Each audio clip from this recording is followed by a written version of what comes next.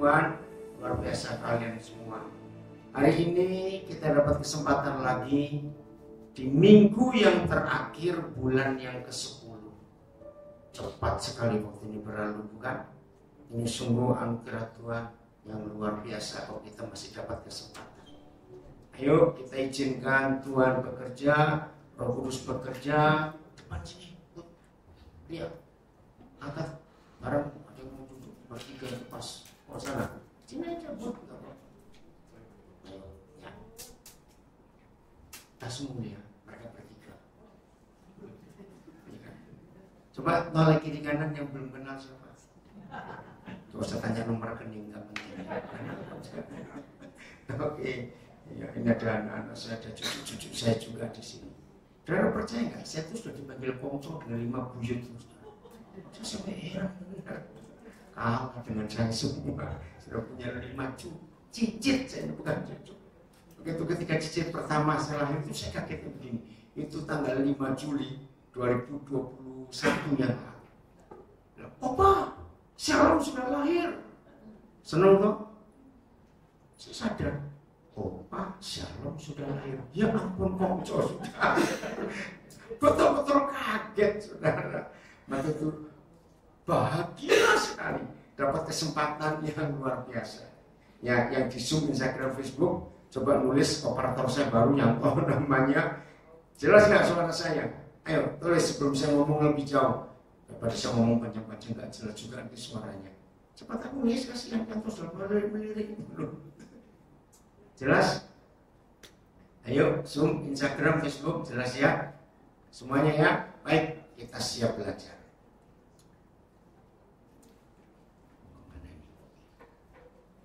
Ya.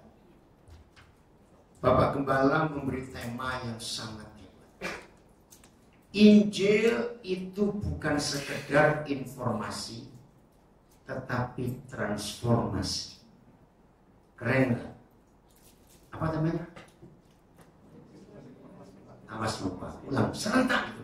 Injil bukan sekedar informasi, tetapi transformasi. Nah, mendengar kata transformasi, jangan mikir transformer, awas itu film, ya, nggak ada hubungannya. Mendengar kata transformasi, langsung yang keluar di otak kita apa?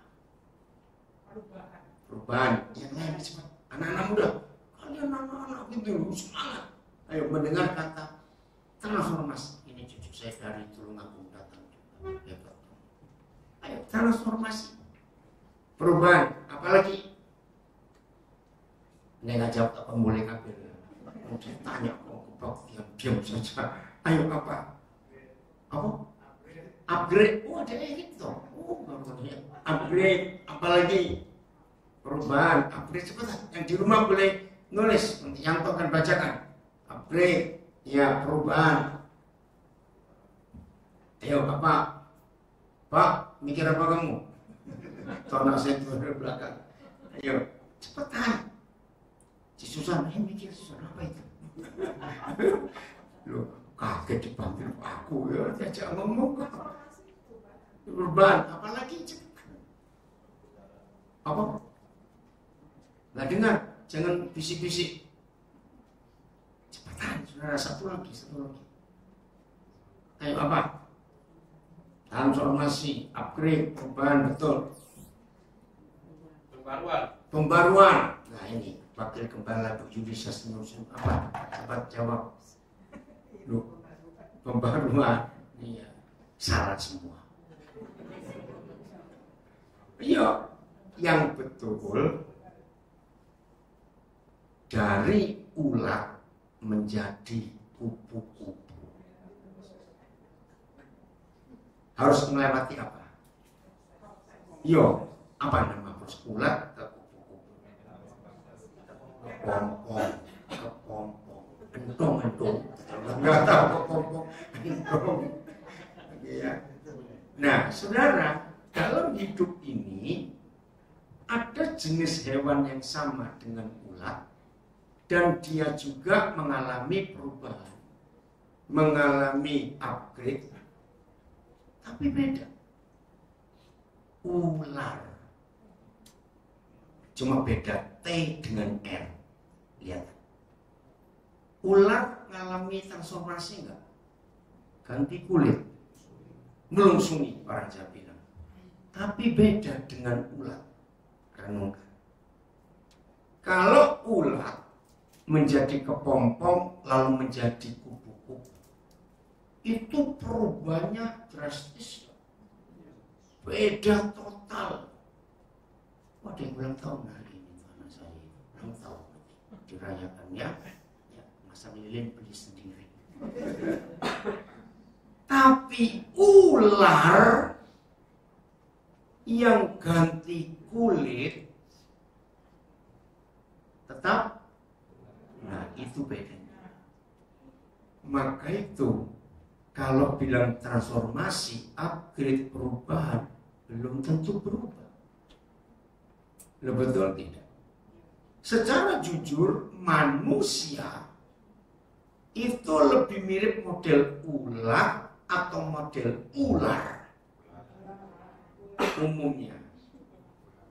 Model siapa kita ini umumnya? Ular, mana ulo kabeh kita ini? Ya toh, dalam istilah orang Surabaya ulo kon itu harusnya jelek sekali. Kenapa aku bisik-bisik?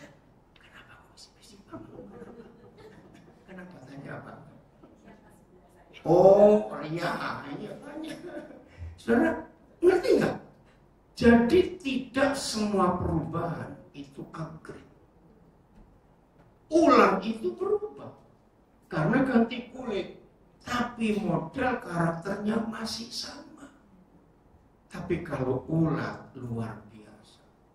Walaupun hampir semua wanita pasti takut ulat, betul nggak? Ada juga loh yang cowok takut ulat, ada tapi dikit sekali. Tapi ulat itu luar biasa kalau ditransform, berubah sama sekali dari makhluk yang menjijikkan, geli, ya jalannya sudah rasanya ikut gatal rasanya, kakinya banyak merusak. Tapi begitu waktunya tiba untuk jadi kepompong, berubah total hidupnya. Betul nggak? Jadi berguna buat menyerbukan. Maka buah-buahan itu ada. Maka itu saudara, kalau gembala kita memberikan tema, Injil bukan informasi tapi transformasi. Artinya mari hidup kita diubah. Tolong tas-tasnya diangkat supaya bisa duduk. Setuju? Kita mengalami perubahan.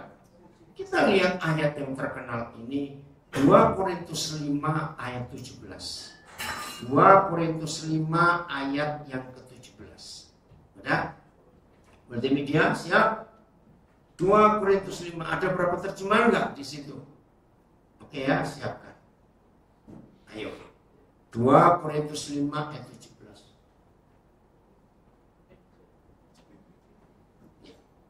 Jadi, ayo baca. Jadi, siapa yang ada di dalam Kristus? Stop dulu. Ini transformasinya. Harus menemukan tempat. Di mana? Saya ulangi. Untuk mentransform hidup ini, maka tempat itu menentukan. Betul tidak? Contoh.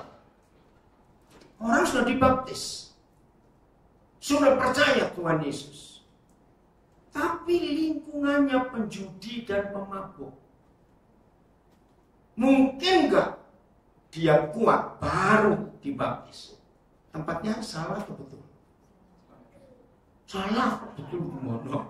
Enggak apa-apa, kamu berani jawab daripada yang tua-tua diem semua. Sama namamu? Lu kok tertawa nih? Namamu siapa? Eden. Wih, bagus sekali. Yang ngasih nama papa atau mama Eden? Oh, Jaden. Loh, kamu Jaden atau Eden? Oh, Jaden. Ya. Terus kamu umur berapa?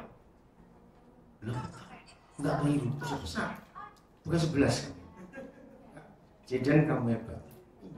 Yang 8 tahun berani jawab loh, yang tua-tua menangkapnya. Enggak malu sama anak kecil. Jadi terima kasih walaupun salah, tapi memberi kamu penghargaan luar biasa. Tepuk tangan Mbak Ciden. Jadi tempat itu menentukan kita akan berubah terus ke arah mana. Kita ulangi. Jadi baca. Siapa yang ada di mana? Dalam Kristus. Saudara, tidak ada tempat lain yang bisa mentransform, merubah hidup kita kalau kita tidak disembunyikan masuk ke dalam Kristus. Tidak ada tempat lain. Kalau toh kita memilih tempat-tempat yang lain, yaitu tadi tetap mengalami perubahan, tapi cuma ular ganti kulit. Berubah nggak secara fakta? Berubah, tapi pribadinya nggak berubah.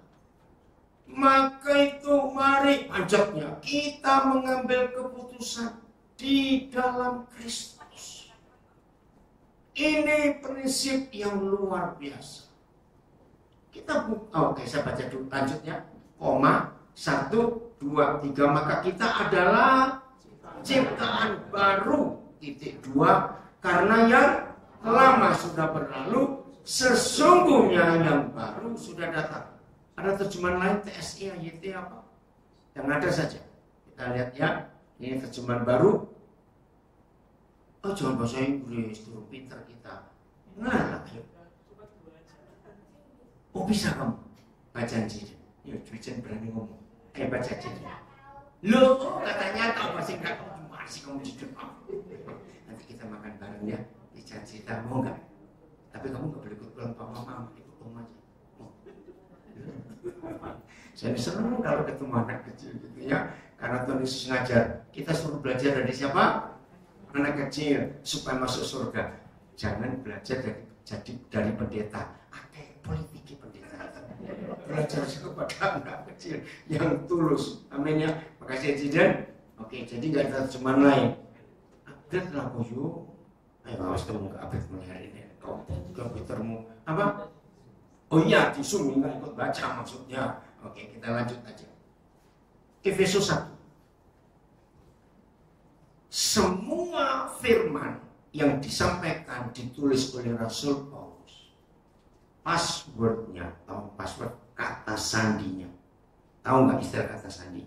Ya, artinya begini. Sebuah program yang kita punya di komputer, sehebat apa, canggih program itu, bisa dibuat untuk apa saja. Tapi kalau lupa kata sandinya, ada artinya nggak ada. Nah ini kata sandi, password untuk kita bisa membuka semua rahasia Tuhan. Ini udah Efesus 1 mulai ayat 4 atau 5 ya. Coba. Perikop kedua itu ayat piro? Perikop kedua. Nah ya betul. Oke, ini ayat berapa ini? 4 ya. Betul, ini perikop kedua. Ya, udah ya. Lihat. Ini yang membuat transformasi di hidup kita. Saya mau katakan bukan karena rajin doa puasa, bukan karena rajin ikut pelajaran Alkitab, bukan karena rajin ikut kelompok baca Alkitab, bukan. Bukan rajin ikut doa pagi, doa siang, doa sore, doa malam. Itu bagus enggak? Oh enggak kecuali doa terus. Ya salah ngomong tadi. Coba dengar, doa pagi, doa siang, doa sore, doa malam. Ini enggak bagus, ini pemalas. Apalagi punya utang terus doa terus. Sing lagi enggak iso lagi HP-mu kok pateni. Itu kurang ajar betul. Setuju saya ngomong ini. Dan itu dia. Jangan. Jadi kebanyakan doa itu makin gak baik. Karena senangnya. Karena hidup harus berubah. Oke? Kuncinya sebab. Ayo. Sebab. Nah, ayo masuk. Di dalam Yesus. Tuhan telah ngapain? Ini luar biasa. semua surat-surat Paulus, 14 kitabnya, Paulus menulis 14. Dari kitab Roma sampai Ibrani itu semua tulisan Paulus. Walaupun sampai hari ini beberapa teolog tidak mempercayai kalau Ibrani suratnya tulisan Paulus, tapi saya tetap percaya.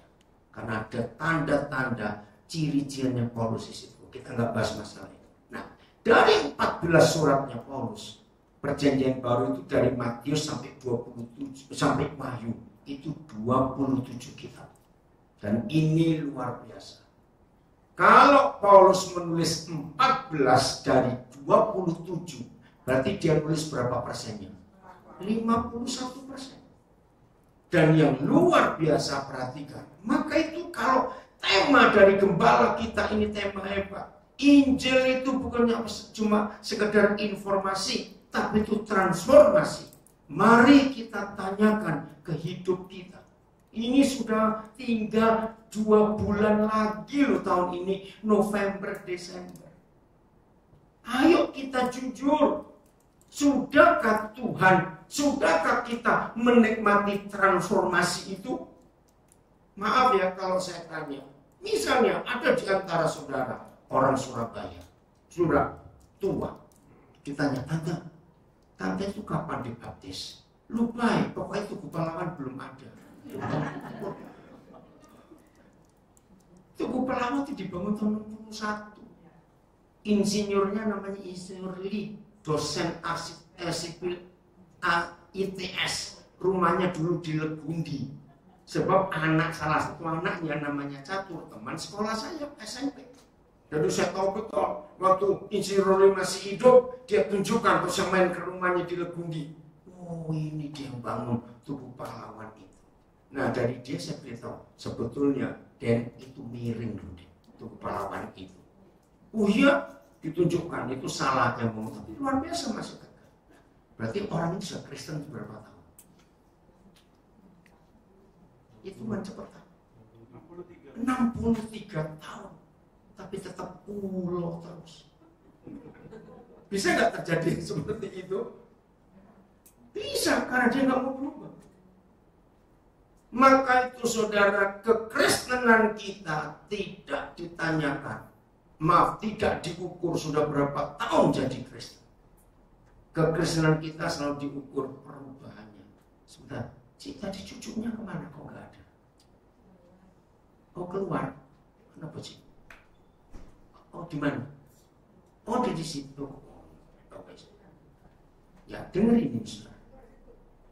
Di dalam Yesus, Tuhan akan atau telah? Ini penting. Telah apa? Memilih kita. Perhatikan waktunya. Baca. Stop dulu, stop. Bingung gak? Kalau dunianya aja belum jadi, lah nenek moyang kita di mana? Hebat gak firman Tuhan? Ini luar biasa. Karena Tuhan tahu dan kenal kita sebelum ada Adam dan Hawa. Ini dahsyat sekali. Ketetapan keputusan Tuhan. Dengan 2 status. Bahwa saudara dan saya sudah dipilih oleh Bapa di surga di dalam Kristus. Oh, matikan, mute, tolong Filipus. Ini dahsyat sudah. Maka itu passwordnya, kata sandinya di dalam Yesus, tidak bisa di tempat yang lain. Dengan 2 tujuan dia memilih saudara dan saya untuk dijadikan apa? Supaya kita kudus dan tak bercacat di hadapannya. Ini yang namanya transformasi. Hidup kudus dan tidak bercacat. Artinya sempurna. Dan yang hebatnya, sebelum dunia dijadikan. Susah atau mudah nangkapnya ini? Susah. Karena kalau dunianya belum ada, berarti Adam dan Hawa belum ada. Nah, bersyukur saya itu mantan guru sekolah minggu. Ternyata dari anak-anak sekolah minggu saya belajar banyak hal. Satu kali waktu saya harus mengajarkan tema ini ke anak-anak. Ada anak, dia kelas 6 SD, tapi kritis sekali.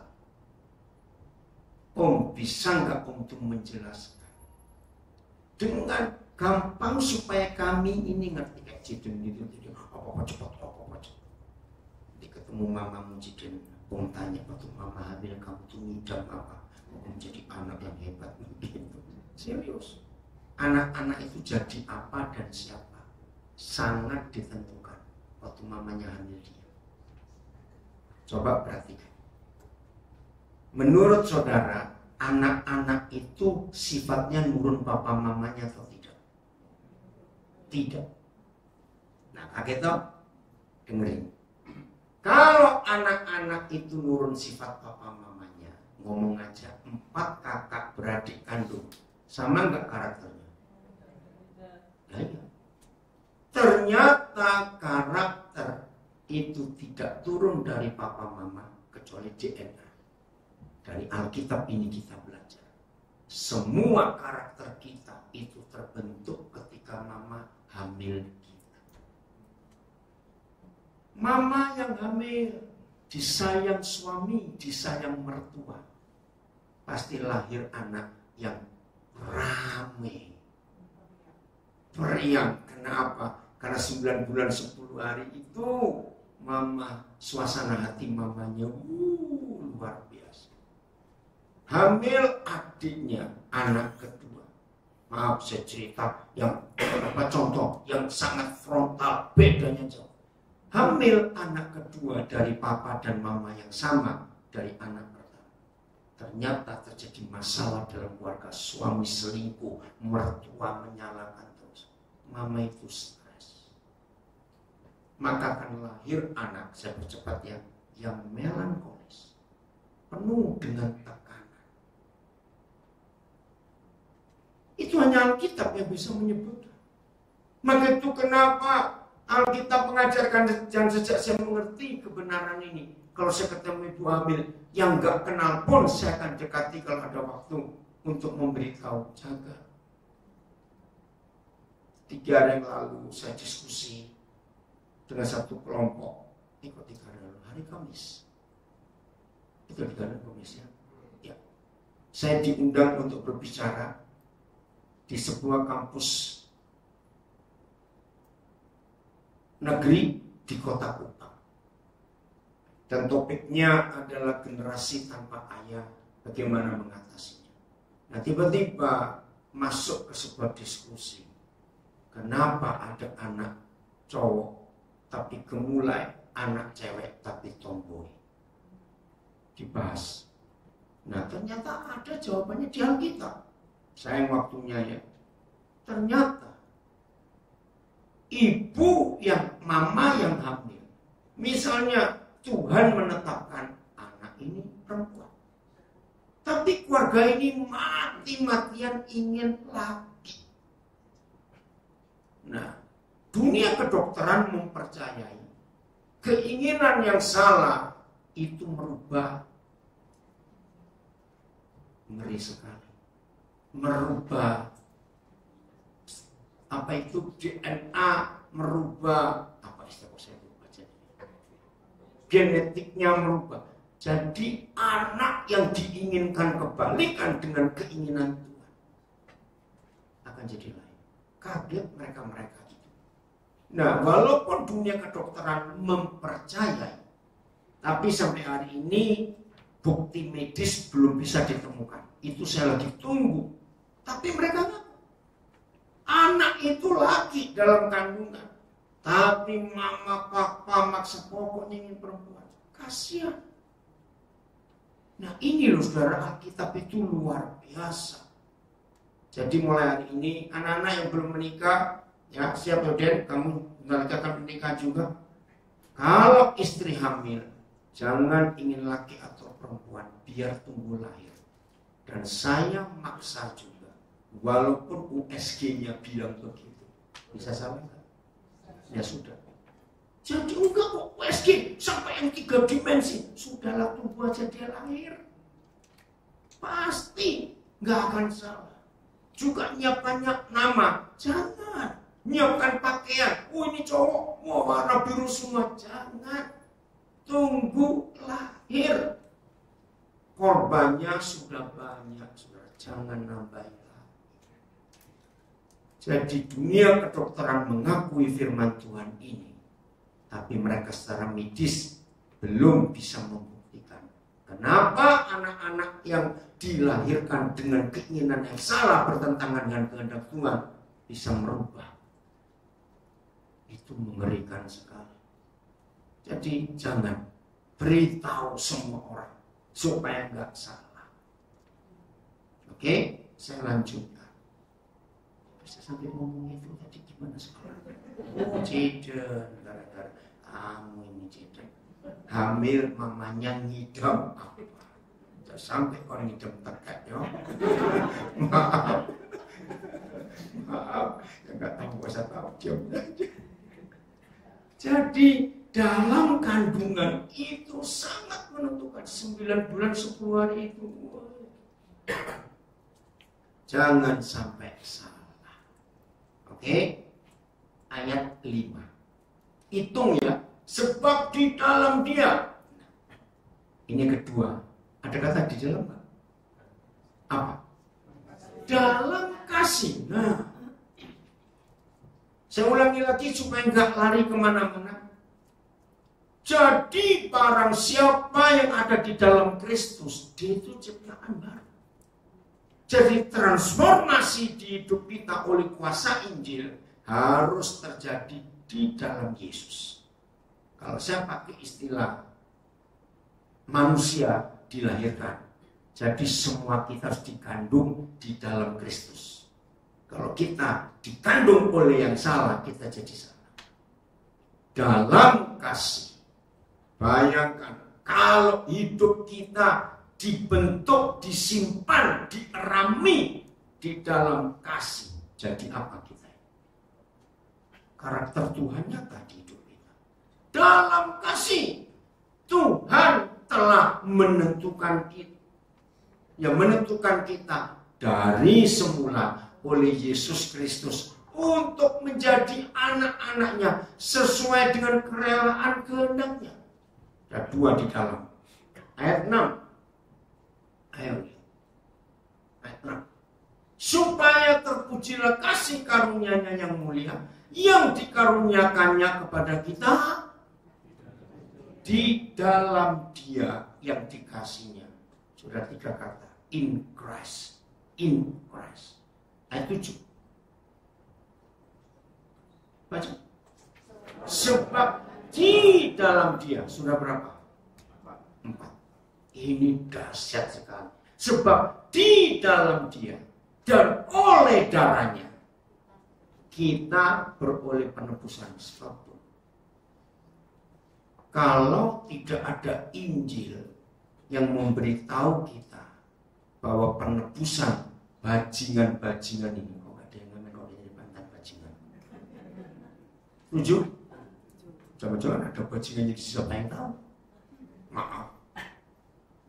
Supaya saudara dan saya mantan-mantan bajingan ini. Orang Surabaya kalau ngomong, mainan bajingan yang paling jatuh bajingan tangi. Itu kata nggak ada di suku lain, bajingan tangi. Maaf. Nah, tidak ada yang bisa merubah bajingan-bajingan tangi ini kecuali di dalam Yesus karena transfusi darah. Saya ulangi, hanya Injil, tulisan tertua di dunia, yang menyebabkan dalam dunia kedokteran ada transfusi darah. Catat terus, saudara. Sebelum Injil memberitahu dunia bahwa salah satu cara terhebat kita bajingan-bajingan tengi ini diselamatkan karena dia mentransfusi darahnya kepada kita. Lu aneh norak iki. Luar biasa loh. Sehingga kita memiliki hidup yang baru. Karena kita diterusi darah Yesus. Jadi kalau tidak ada korban Yesus di kayu salib, maka dunia kedokteran nggak ngerti konsep transfusi darah. Ini dahsyat sekali. Ini salah satu bukti yang luar biasa. Keren. Maka itu tulisan tertua tentang transfusi darah itu Injil. Tuhan Yesus transfusikan darahnya kepada kita. Amin. Maka itu sebab di dalam Yesus dan oleh darahnya. Tadi sudah 4 ya, di dalam 4 kali ya. Kita beroleh penebusan, yaitu pengampunan dosa menurut kekayaan kasih karunia-Nya. Ayat 7, ayat 8. Hitungannya saudara berapa? Yang dilimpahkannya kepada kita dalam segala hikmat dan pengertian. Terus ayat 9. Yuk. Sebab ia telah menyatakan rahasia kehendaknya kepada kita sesuai dengan rencana kerelaannya. Ini kata bagus. Rencana kerelaannya. Saya ngerti nggak artinya? Sebetulnya Tuhan itu rela nggak sih? Loh, dia itu rela nggak sebenarnya menyelamatkan kita? Enggak. Model ini kok direlain ya? Loh, sadar loh. Loh, betul tidak saudara? Ayo jujur-jujuran. Kalau saudara mau nolong orang, ngasih orang yang bernilai berharga, nilai orang, ya jelas. Langsung bengkok-bengkok. Mau kita ngasih sesuatu, mikir, nah itu dia. Maka itu kata sesuai dengan rencana kerelaannya. Saya nangis. Kok mau-maunya dia menyelamatkan bajingan tengik kayak begini? Betul? Maka itu kalau saudara dan saya selalu sadar, bukan ingat betapa kurang ajarnya, najisnya, kotornya kita di masa lalu. Lalu dia bisa menebus kita. Catat, kita nggak bisa sombong dan nggak bisa menghakimi orang lain. Siapa aku dulu? Maka itu kalau sampai ada orang suka menghakimi orang, itu pasti orang yang sadar dosaku dulu cuma dikit. Betul? Maka itu di surat 1 Yohanes, siapa itu orang berdosa di mata Tuhan? Keren. Orang berdosa di mata Tuhan kalau dia berkata aku tidak berdosa. Mana ada orang yang berdosa? Dan dosa kita ini bukan dosa enteng-enteng. Loh, betul enggak? Dosa ini dosa yang berat-berat. Maka itu dia rela. Yaitu rencana apa bacakan? Kerelaan yang dari semula telah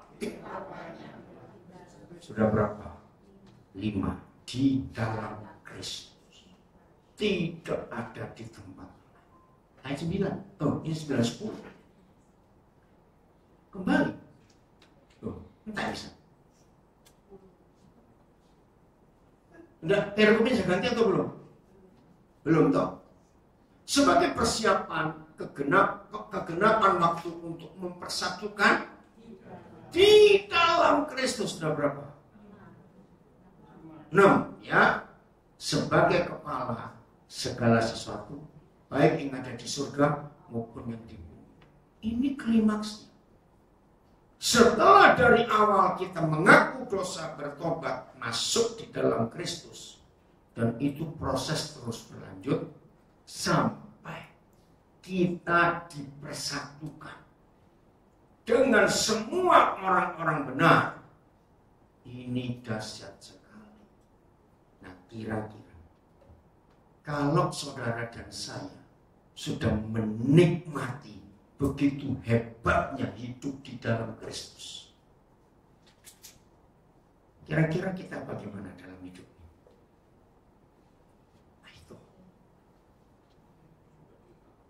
Sukacita kurang. Oke, saudara, panggil aja. Apa yang kita lakukan? Maaf ya, kalau ketemu anak kecil kecemplung septic tank, bisi penuh dengan kotoran.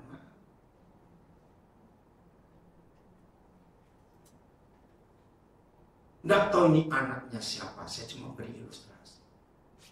Lalu diambil dan kita angkat dia jadi anak kita. Kita adopsi dia jadi anak kita. Anak ini bagaimana hidupnya? Ayo, anak ini bagaimana reaksi hidupnya?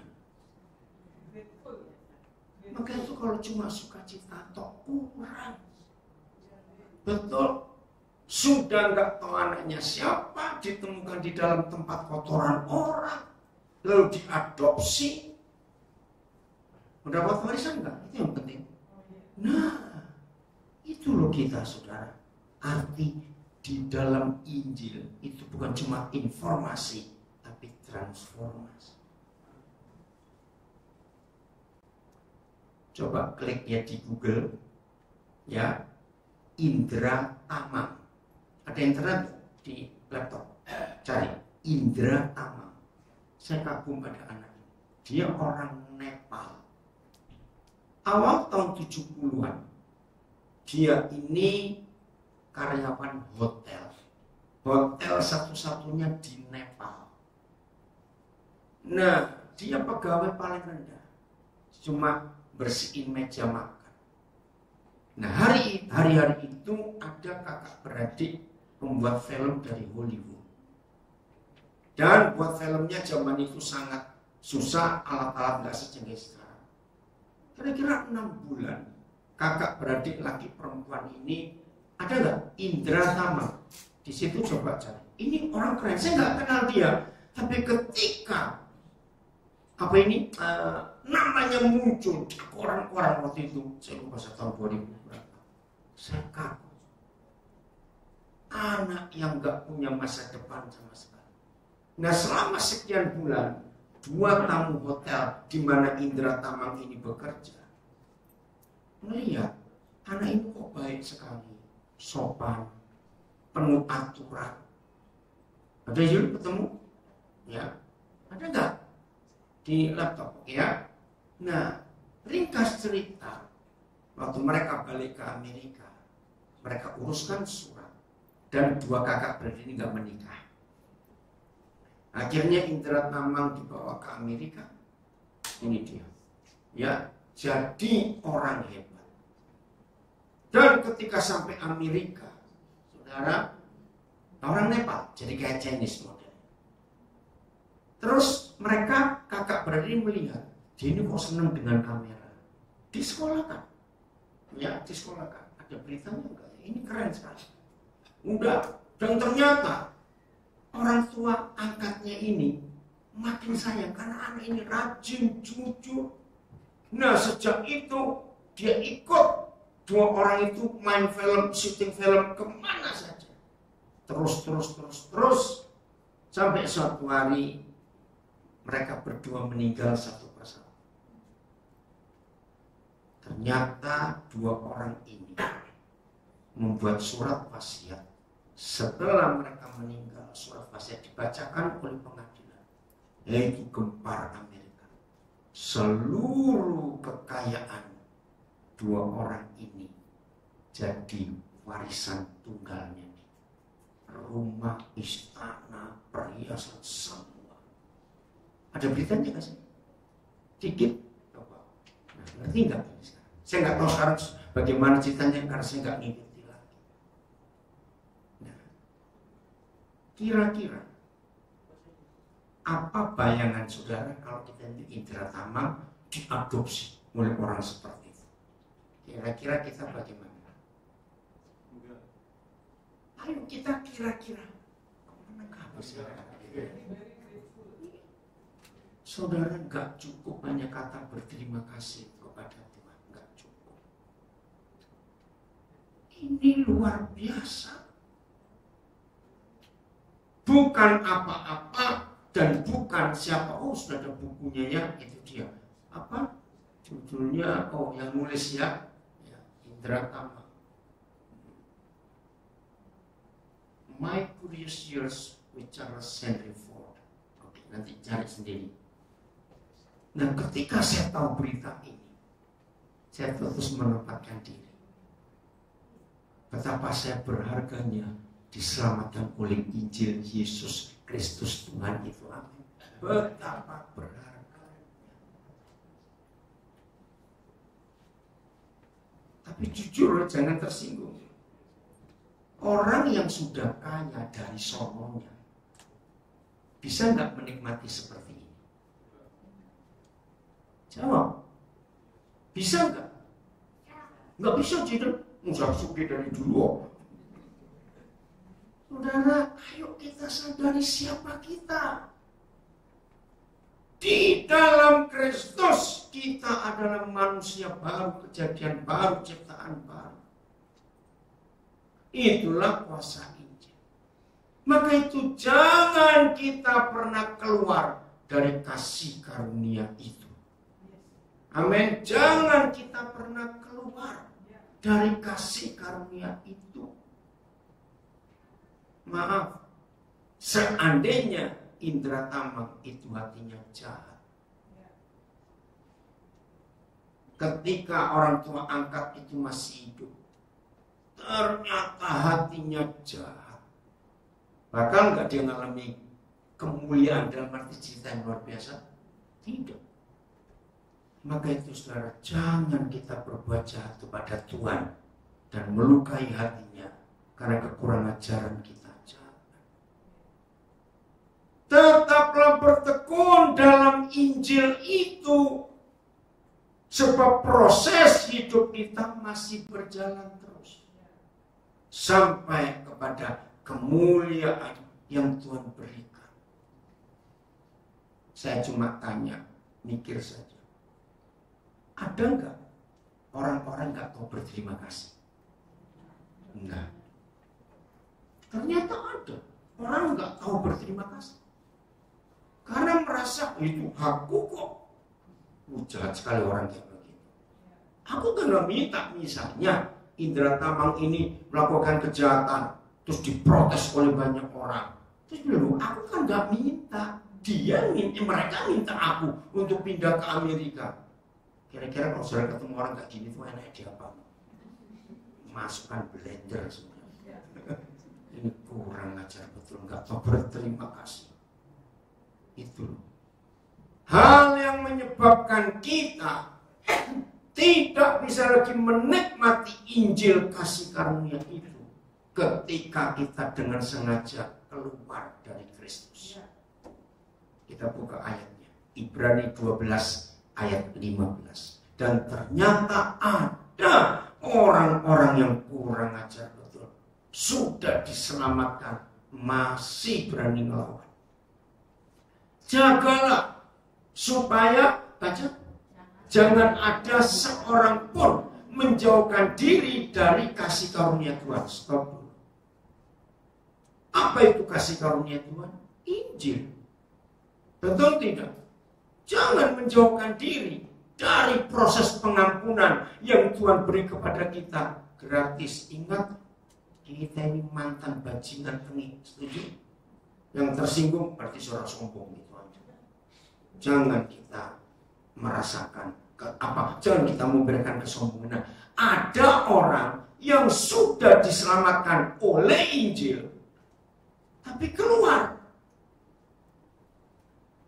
agar, baca, jangan tumbuh akar yang pahit yang menimbulkan kerusuhan dan yang mencemarkan banyak orang. Ngeri loh saudara. Jadi begini, orang yang sudah diselamatkan oleh Injil dan sudah ditransformasi oleh kuasa Yesus, dan orang itu tinggal di dalam Kristus, tiba-tiba dia keluar. Gimana cara dia keluar? Tidak mau mengampuni orang lain. Tidak mau mengampuni orang lain. Orang yang punya kepahitan, akar pahit, orang itu tidak mengampuni. Timbul kepahitan. Dengarkan kalimat ini. Setan sangat hafal ayat ini. Maka itu setelah setan tahu ada firman ini, Ibrani 12 ayat 15. Maka setan dengan gampang menarik kita yang sudah diselamatkan di dalam Kristus, tapi ditarik keluar. Dan cara setan mancing kita keluar dari kasih karunia, dari dalam Kristus itu gampang, dengan tersinggung. Catat ini. Saya tanya, buat setan membuat kita keluar dari kasih karunia gampang atau susah? Sangat gampang. Ada enggak orang enggak dia apa-apain, cuma dipelerokin, itu bisa marahnya luar biasa. Bahasa Indonesia dipelero itu apa ya? Bukan dilirik masih enak. Prototin. Maka itu kalau nggak bisa bahasa Jawa itu dipeleroki, ya apa ya, buang muka kayak gitu aja. Ada nggak orang begitu marahnya karena dibuang, ada orang buang muka ke dia? Ada nggak? Coba. Nah itu orang sombong. GR bener loh, siapa ya? Bintang film juga tidak. Masa cuma buang muka itu bisa marahnya luar biasa. Lu nggak tahu siapa gua. Ya memang gua mau tahu. Ngerti? Saudara, jadi setan itu membuat kita keluar dari kasih karunia, keluar dari Injil, sehingga kita timbul kepahitan. Itu nggak susah. Ingat. Apalagi kalau ada murid Yesus modelnya kayak tahu Jepang. Tahu Jepang? Belum dipegang sudah pecah. Jangan seperti itu. Ada nggak orang suka tersinggungan? Mas kebun binatang. Ini orang hebat, suka tersinggungan. Bertobat. Kasihan kalau ada orang yang suka tersinggung, itu kasihan sekali hidupnya. Capek dia seperti itu. Betul? Orang gampang tersinggung, di mata dia nggak ada orang benar, semuanya salah. Betul nggak? Bakal capek nggak orang hidup seperti itu? Rugi besar. Nah, orang seperti ini itu nggak cuma merusak dirinya, baca baik-baik. Siapa yang dirusak? Orang-orang di sekitar. Maka itu disebutkan yang keluar dari kasih karunia, artinya punya dendam kepahitan, akan menimbulkan kerusuhan dan yang mencemarkan banyak orang. Yang tahu kamu bacakan TSI-nya, Filipus ada nggak? Di situ ada, nggak di layar Zoom. Ada ya? Coba ini pakai ini, bacakan. Waspadalah supaya jangan seorang pun di antara kalian meninggalkan kebaikan hati Allah. Nah, jangan meninggalkan kebaikan hati Tuhan. Itu Injil. Terus? Karena orang semacam itu akan menjadi seperti tanaman beracun. Wih, tanaman beracun terus? Yang bisa menularkan kenajisannya kepada anggota jemaat yang lain. Ampuni kami. Menularkan. Jadi jangan main-main kalau kita ditarik keluar, dipancing setan keluar dari kasih karunia, dari Injil. Hati-hati. Menjadi seperti tanaman beracun. Dan ini sudah terjadi di banyak gereja sampai bisa pecah, betul? Karena satu orang gosip sana, gosip sini, merusak semuanya. Saudara, seharusnya kita mengerti kalau taktik setan sejahat ini, betul tidak? Harusnya kita mengerti. Maka itu kalau sampai setan mulai ganggu-ganggu kita, kritik-kritik kita, hadapi dengan kasih. Jangan kita terpancing atau terpengaruh. Jangan. Pokoknya begini ya saudara, setelah kita mengerti firman ini, dengan berbagai macam cara, si setan akan berusaha menarik kita keluar. Tahu kata diberi umpan? tahu diberi umpan, keluar kamu. Nah ternyata maaf, nggak sedikit yang mengaku murid Yesus mau dipancing keluar dari kasih karunia itu, sehingga timbul kekecewaan. Sebelum benci sudah tinggi sekali. Perhatikan hal-hal kecil.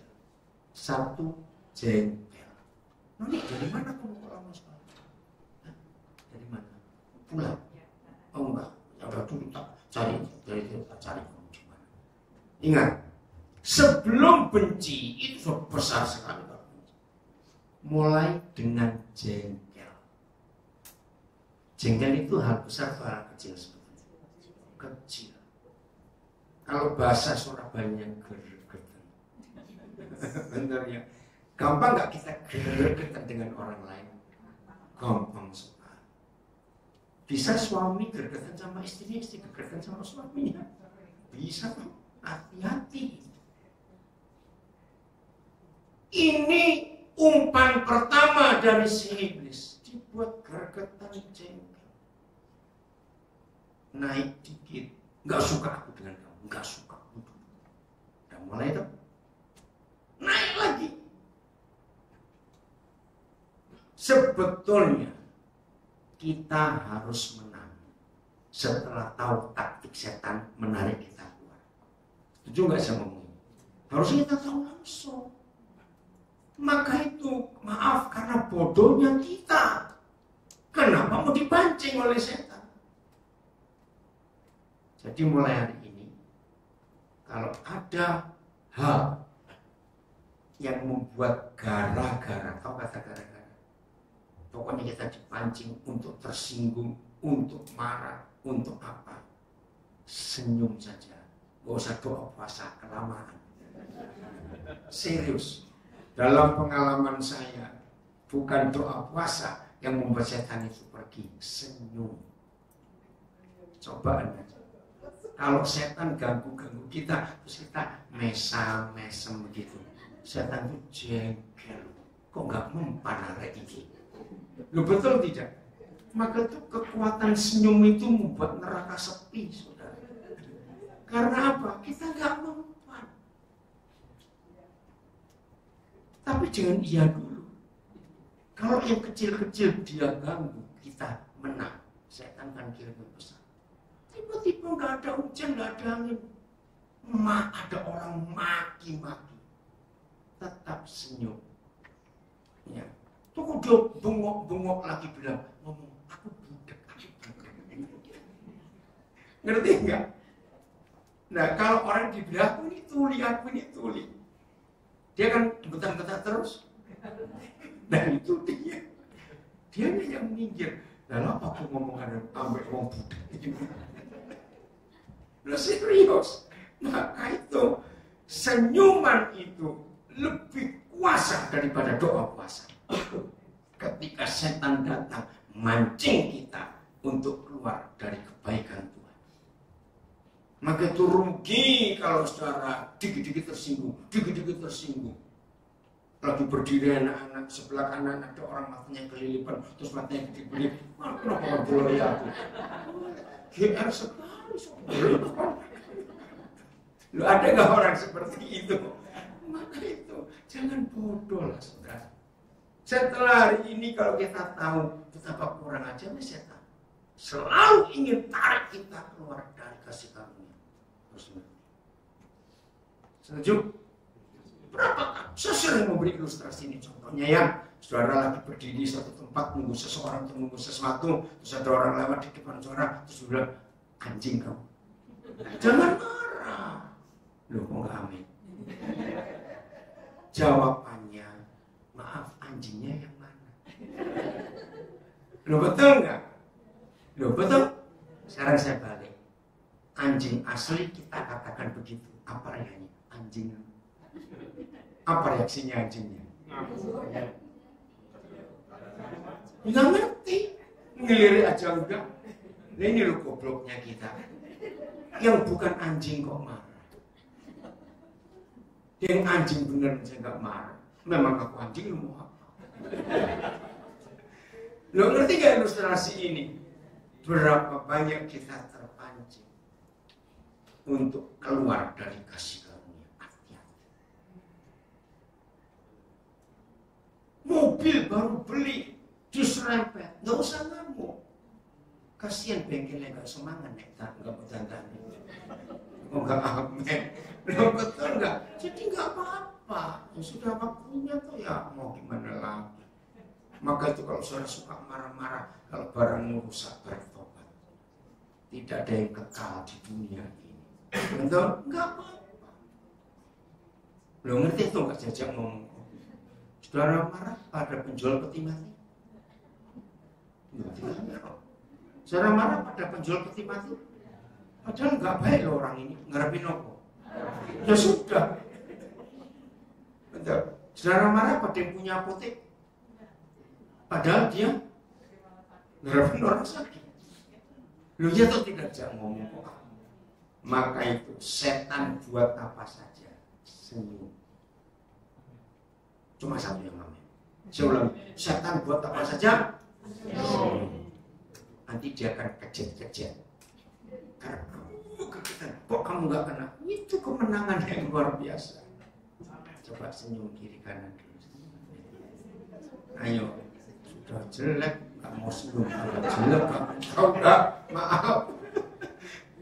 Saudara, jadi senyum itu membuat setan itu kapok. Siap ya? Jangan mau kita keluar dari kasih karunia sehingga timbul akar yang baik. Kebaikan itu jangan. Itu membuat kita keluar dari Kristus Yesus. Jangan sekali-kali. Filipi 4 ayat 13. Waduh, kembali di dalam dia itu ada kemampuan yang luar biasa. Berapa perkara? Artinya berapa? Bukan banyak, semua masalah apa saja dapat aku tanggung karena fitness. Lu tanya karena fitness jadi kuat, begitu? Tidak, tapi di dalam dia lagi yang memberi kekuatan kepadaku. Ini sungguh-sungguh luar biasa. Di dalam Kristus. Amin, Jajan. Oh, kamu kok pintar sekali, Jajan. Kamu kasih makan apa sama papa mamamu kok pintar gitu. Amin. Telat, Jajan lebih dulu. Hebat kamu, Jajan. Siap ya mau berubah?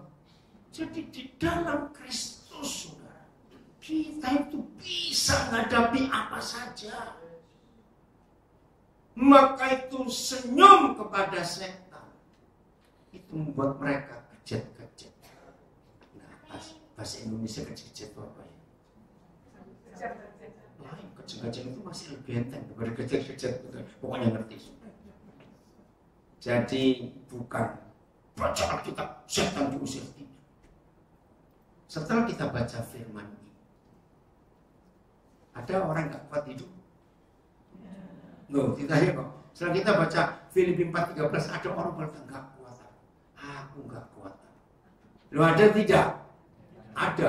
Kalau ada berarti dia di luar Kristus. Tapi yang di dalam Yesus sanggup menghadapi semuanya. Seberat apapun. Amin. Jadi gue terima kasih kamu pintar sekali. Di dalam Kristus. Di dalam Kristus. Pegang itu.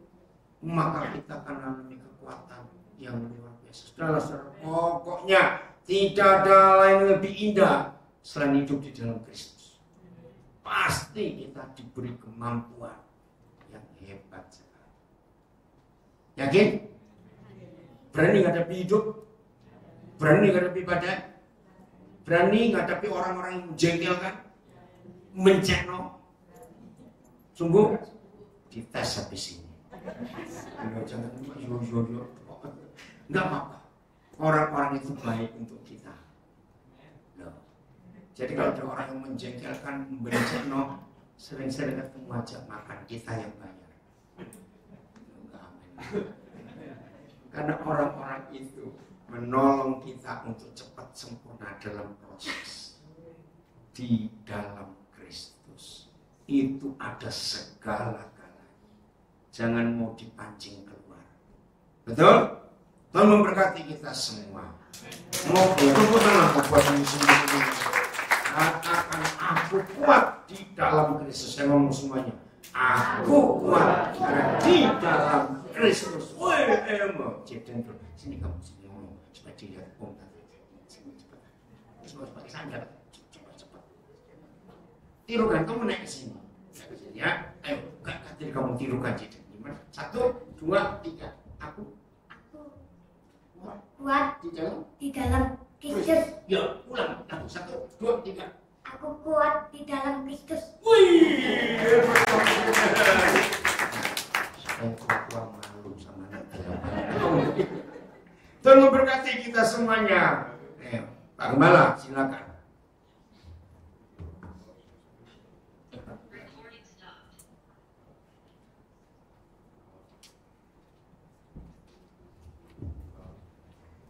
Saudara diberkati oleh firman Tuhan. Puji Tuhan. Mari kita akan menanggapi firman Tuhan